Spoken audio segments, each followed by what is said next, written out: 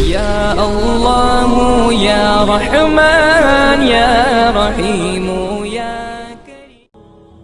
اور اس مہینے کی فضیلت اس لیے بھی معلوم ہوتی ہے کہ ایک بڑی فضیلتوں والی رات اللہ تبارک و تعالیٰ نے اس مہینے میں رکھی ہے، جس کو ہم شب برات کہتے ہیں۔ کون سی رات؟ شب برات۔ اور یہ اس لیے رکھی اللہ تعالیٰ نے کہ اللہ تعالیٰ کسی نہ کسی بہانے سے، کسی نہ کسی ہیلے سے یہ چاہتے ہیں کہ میرے بندے مجھ سے اپنے گناہ معاف کروا لیں، مجھ سے معافی مانگ لیں، اور مجھ سے اپنا تعلق مضبوط کر لیں اور اپنا رشتہ جوڑ لیں۔ یہ اللہ تعالیٰ کی منشا ہوتی ہے۔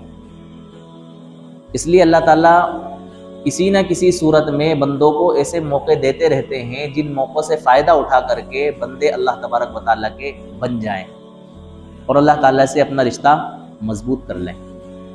دیکھیں آپ، سال کے مختلف مواقع میں کبھی محرم کے روزوں کی فضیلت، کبھی عرفہ کے دن کی فضیلت، قربانی کے ایام کی فضیلت، اور شب قدر کی فضیلت، پھر یہ شب برات کی فضیلت، پھر اس کے بعد میں جو ہے پورا رمضان المبارک کا مہینہ۔ تو یہ مختلف مواقع ایسے ہیں کہ جن موقعوں سے فائدہ اٹھا کر کے انسان اللہ تعالیٰ سے اپنا کنیکشن مضبوط کر سکتا ہے اور اپنا رشتہ استوار کر سکتا ہے۔ اب مسئلہ یہ ہے کہ شب برات کی فضیلت کے بارے میں امت نے جو ہے نا اعتدال سے کام نہیں لیا۔ اعتدال کا مطلب یعنی کہ درمیانہ طریقے پر۔ بعض حضرات نے تو یہ کیا کہ سرے سے شب برات کی فضیلتوں کا ہی انکار کر دیا کہ شب برات جو ہے وہ کوئی خاص فضیلتوں والی رات نہیں ہے، بلکہ عام راتوں کی طرح ایک رات ہے۔ اور ان کو دھوکہ اس طرح سے لگا کہ انہوں نے یہ کیا کہ بھئی جن حدیثوں سے، جن روایتوں سے شب برات کی فضیلت ثابت ہوتی ہے، ظاہر ہوتی ہے، وہ روایتیں ضعیف ہیں۔ ضعیف کا مطلب کمزور ہیں، پہچانی نہیں جاتی ہیں، معروف نہیں ہیں، ان کے راویوں پر شک و شبہ ہے۔ راوی کہتے ہیں روایت کرنے والے کو، یعنی جنہوں نے وہ روایتیں پہنچائی ہیں ان کے اوپر روایتیں گھڑنے کا یا جھوٹ بولنے کا الزام ہے۔ اس اعتبار سے وہ روایتیں کیا ہو رہی ہیں؟ ضعیف ہو رہی ہیں۔ تو ہم شب برات کو کوئی فضیلت والی رات تسلیم نہیں کرتے ہیں، حالانکہ ایسا نہیں ہے، بلکہ احادیث کا ضابطہ اور قاعدہ یہ ہے کہ اگر کسی ایک چیز کے لیے بے شمار حدیثیں آ جائیں، تقریباً 10 صحابہ سے جو ہے نا شب برات کی فضیلتیں منقول ہیں اور ثابت ہیں، تو کسی اگر ایک حدیث میں ضعف آ جاتا ہے تو دوسری حدیثوں کی وجہ سے اس حدیث کا ضعف کیا ہو جاتا ہے؟ ختم ہو جاتا ہے، اس کی کمزوری کیا ہو جاتی ہے؟ ختم ہو جاتی ہے۔ تو اس اعتبار سے ہم یہ کہیں گے کہ شب برات کی روایت میں اگر کسی طرح کا ضعف اور کمزوری آ بھی رہی ہے تو وہ کمزوری دیگر روایتوں کی وجہ سے کیا ہو رہی ہے؟ ختم ہو رہی ہے۔ ایک بات۔ دوسری بات یہ ہے کہ فضیلتوں کے معاملے میں کہ بھئی کسی چیز کی ہمیں فضیلت بیان کرنا ہے یا کسی چیز کی ترغیب دینا ہے، لوگوں کو ابھارنا ہے، یا کسی چیز کے بارے میں لوگوں کو ڈرانا ہے، تو ترغیب اور ترہیب میں اور فضائل کے معاملات میں ضعیف روایتوں پر اتنا دھیان نہیں دیا جاتا ہے، بلکہ یہ فوکس کیا جاتا ہے کہ یہ بات اس حدیث میں کیا بیان کی جا رہی ہے۔ بھئی اگر روایت ضعیف ہے، اگر اس میں کسی عمل کو کرنے کی فضیلت بیان ہو رہی ہے تو اس پر عمل کرنے میں برائی کیا ہے؟ اس سے ہمارا عقیدے کا یہ جائز اور ناجائز کا کون سا مسئلہ جڑا ہوا ہے؟